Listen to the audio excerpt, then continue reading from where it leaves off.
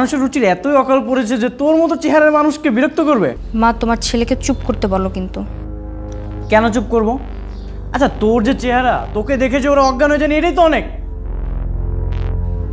তুই তো আমাকে সারাদিন দেখিস, তুই দিনে কয়বার অজ্ঞান হোস? হ্যাঁ আরে আমার কথা বাদ দে, আমি শিওর ওদের কোনো না কোনো চোখের সমস্যা আছে, আর নয়তো ওরা কখনো মেয়েই দেখে নেই। একটা থাপ্পড় খাবি বেয়াদব, থাপড়ে তো সবগুলো দাঁত আমি ফেলে দিব। সবসময় মজা কিন্তু ভালো লাগে না। ওর কথা বাদ দে তো, তুই অন্য রাস্তা দিয়ে ঘুরে যা, ওদের সাথে ঝামেলা করার দরকার নেই। তুমিও না মা, তুমি ওর কথা বিশ্বাস করতেছো? ওকে কেউ বিরক্ত করেনি। তো তোর কি মনে হয় আমি বানিয়ে বানিয়ে বলছি এগুলা? তা নয় তো কি। আচ্ছা এই তুই কি নিজেকে বিশ্ব সুন্দরী মনে করি? আমি তোর এসব ইপ্রিদিং বিশ্বাস করি না। ঠিক আছে তাহলে আমার সাথে চল, যে নিজের চোখে দেখে আসবি। এমনি মন মেজাজ খারাপ, সবসময় তোমার ছেলে আমাকে খোঁজা মারার কথা বলতেই হবে। সিচুয়েশন বোঝে না। চল দেখি তোকে কে বিরক্ত করেছে। না না, তোকে কোথাও যাওয়ার দরকার নেই।